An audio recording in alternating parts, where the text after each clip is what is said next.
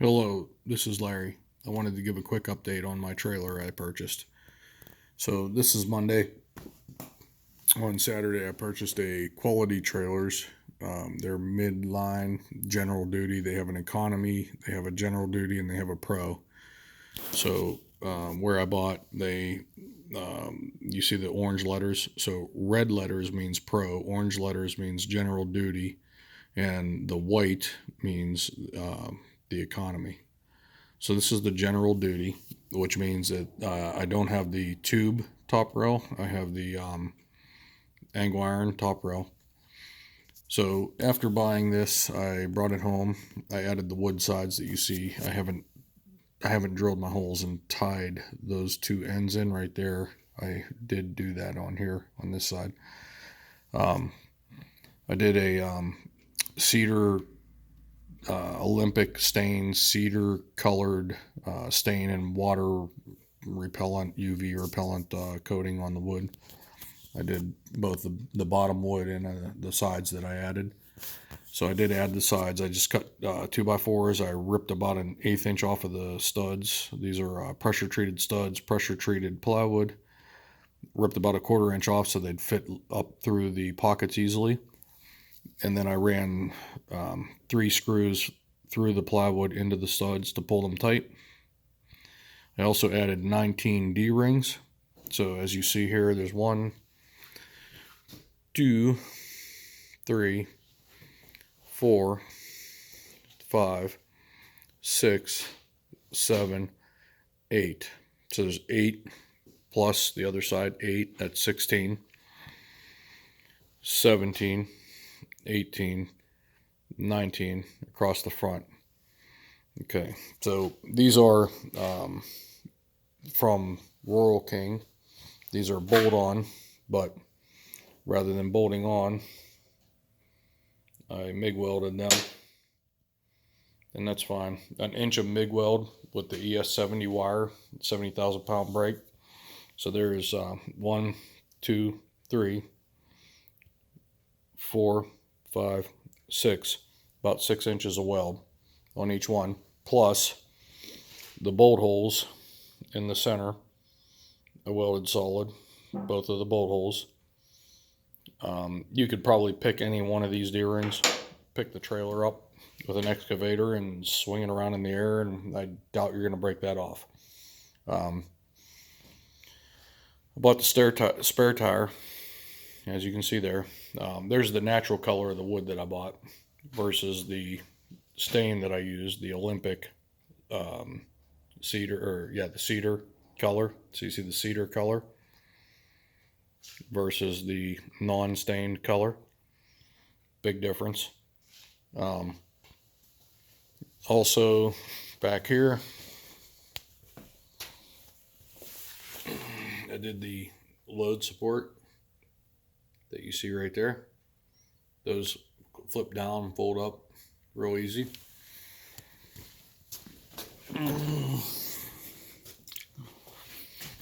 So here's how Quality Trailers on their mid and upper line, their general and their pro, they do an actual ladder braced, ladder trussed loading ramp on the ramp. Many of your competitors don't do that or charge extra for that. That's standard on these. Another feature that, let me show you over here, that is standard on these is the Dovetail Rear that you see right there. Makes for easier loading of low items such as lawn or garden tractors, zero turns, things that don't have a lot of clearance. That helps you get up the ramp and into the trailer. So overall, the trailer is pretty much, in my opinion, done. I've got all my D-rings on here for tying down. This is a 16'x7. That's the other thing. A lot of the companies do a 6.5 foot. This is a full 83 inches between the fender wells before I put the 1/2 inch plywood, so I'm about 82 inches with the plywood in there. A lot wider than a lot of the competitors that are out there at this price range. And Yeah, I'm real happy. I said in the first video, one of the things I really liked was the step. So they have a nice piece of heavy angle iron coming off of the frame. And then they have the step right there, so you have no problem stepping up on at the rear of the fender or at the front of the fender. Same setup. And this is a full wrap C-channel frame. So the frame starts all the way up at the tongue and comes all the way back. And the frame ends right in front of the front axle. So a lot of your cheaper or even the economy line by this company, the frame stops up here at the first cross member. But quality trailers on their General and their Pro series come all the way back. It's called a full wrap frame. Radial tires, 15-inch. They're rated 1,800 pounds each. So yeah, at the completion here of my in the house modifications, I got this trailer pretty much set up for anything and everything I want to do with it.